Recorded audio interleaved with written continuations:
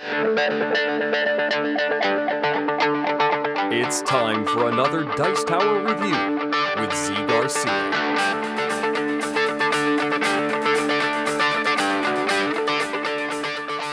Hey folks, today I'm taking a look at a card game called Brutal Kingdom here. A game in which you are going to be sort of drafting character cards, all of them anthropomorphic animals in this kingdom setting, in this medieval setting, and then playing those cards to collect tokens, to mess with your opponents, to knock your opponents out of the game, things like that. And at the end of the game, once you've played a few rounds, you figure out what you've gathered, you see if you scored better than the rest of them, see if you win. The game is basically a micro game. It is composed largely of cards, and there are 20 cards. That's pretty much it. So let me give you a look at how this works. We'll come on back and I'll tell you if I thought this was a good one.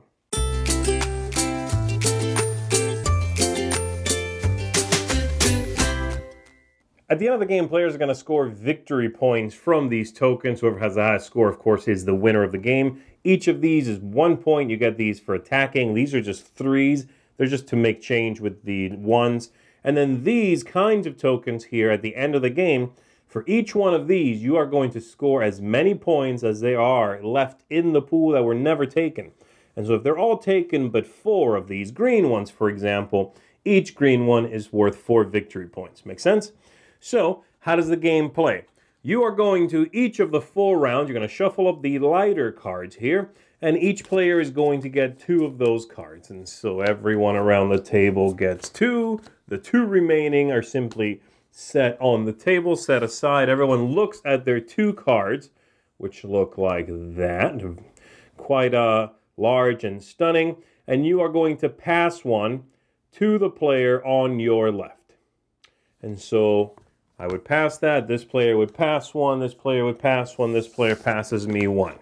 All right? Once that's done, then you are going to shuffle the darker card and again give everyone 2 of these. And players will do the same thing, except this time you take a look at those 2 and you are going to pass to the right. I take a look at them, figure out which one I want to keep. Okay, I pass this one to the right, to the right, to the right, to the right, done. And then we start playing. There is a star player at the beginning of the game. I'll just take that card right here. And then I play a card in front of me. I read the effect if it has any effect. So, for example, I could play the bishop here. I'll flip it so you can see it. The bishop says no effect. It's a number 17. It has a little symbol that says, hey, be careful, it's likely to die. It's a target, and you have these cards here to help you out with that information. But it also tells me that if this card is face up at the end of the game in front of me still, I'm going to get 2 of these green tokens. So that's good. So I would play this. Next player goes. And next player is going to play, oh, let's say the queen, which says the king will be immediately eliminated when he is played while the queen is already in play. So they play the queen, this player is going to go, and this player is going to play the assassin here. And the assassin says, eliminate the king or the queen. When someone eliminates another character, that character and any characters underneath it already are flipped face down. They get 1 victory point for that attack. And then finally, this player over here plays a card, and they are going to play, let's say the monk here, and the monk says you may swap a card from your hand with any card of the same color from the middle of the table. This player is not really liking this card here, let's say, so they're going to swap it with another one. Ooh, they got the king. Da-da-da, da-da-da.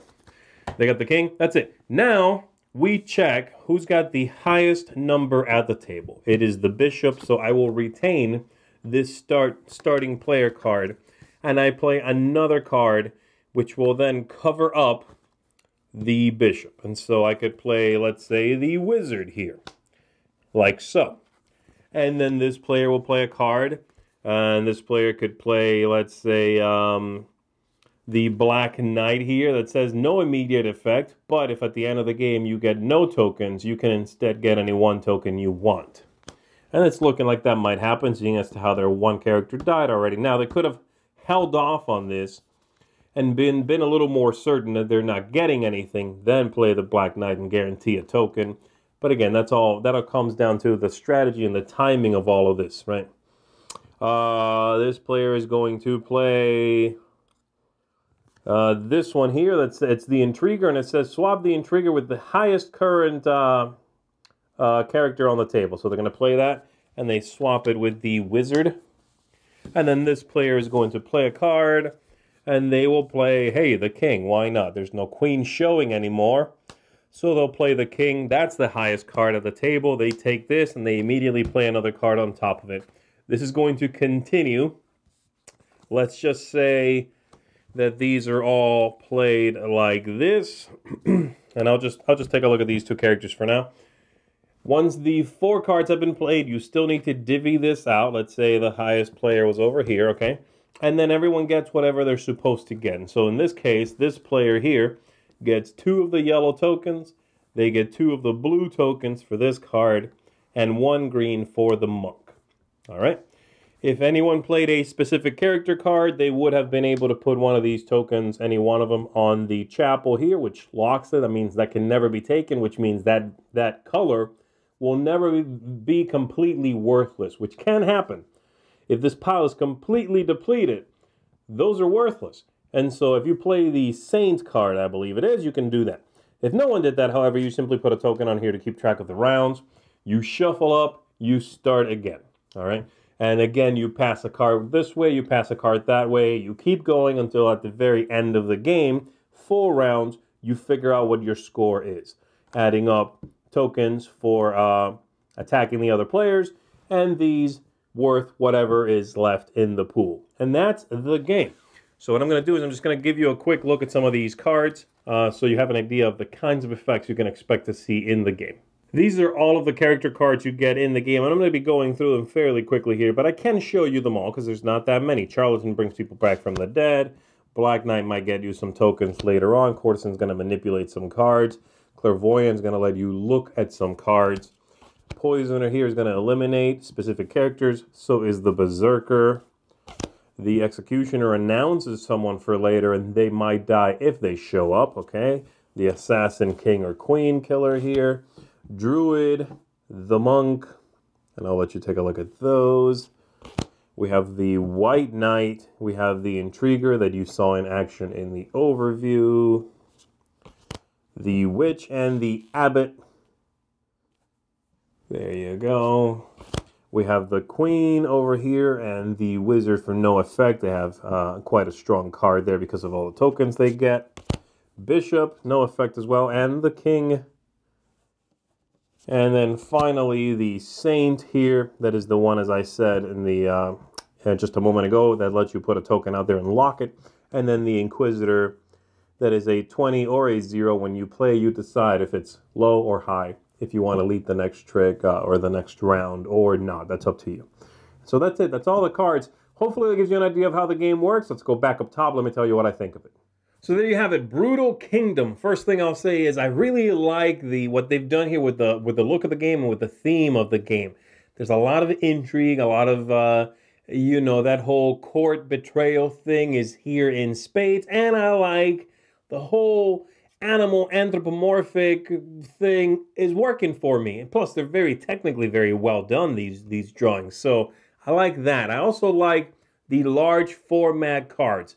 Very nice, you know, quality cards and great quality to the whole thing. Let me jump to a little bit of a negative here, which is the game is only for 3 or 4 players as listed on the box. And I want to say it's not even that. It's a 4-player game, which is unfortunate. It's not going to scale very well. You're supposed to remove some characters, some of the low numbers, when you play with only 3 people. And I just don't like that. I like all of them being in there. I like the ability to have, you know, the Charlatan in play because it's such a fantastic card. And so I don't like it at 3. I don't think it scales well. It is a 4-player game. That's not necessarily bad, but it's just not going to scale very well for you. Having said that, I really like the game, and this is the kind of game that I think is going to grow on people if they give it a chance. At first blush, this game seems to be a chaotic mess.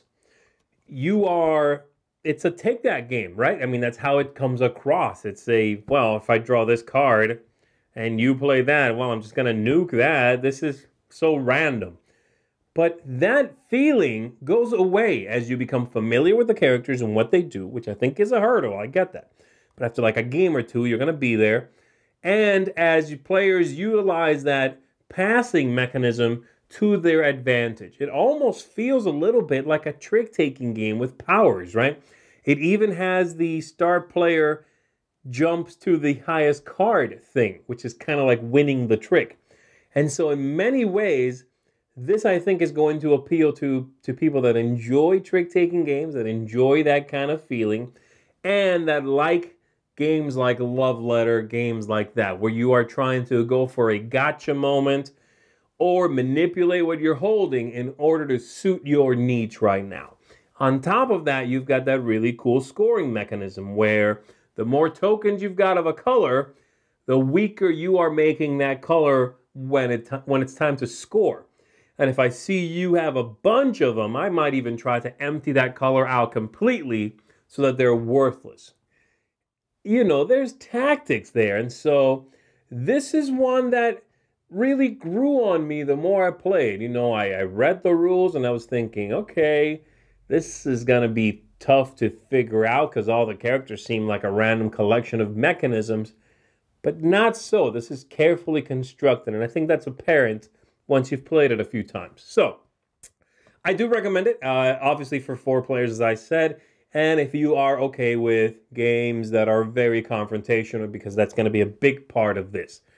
Brutal Kingdom is a solid little card game. This one's going to get a seal of approval from me. Definitely look into it if you enjoy small games and confrontational games mixed in together. Brutal Kingdom is going to be for you. Thanks so much for watching the Dice Tower videos. Find more great videos and reviews, as well as our top-rated audio podcast at Dicetower.com. You can also find other great shows at Dicetowernetwork.com. I'm Eric Summerer, and you've been watching The Dice Tower. The Dice Tower is sponsored by Cool Stuff Inc., where you can find great games for great prices. Cool stuff in stock. Check them out at CoolStuffInc.com.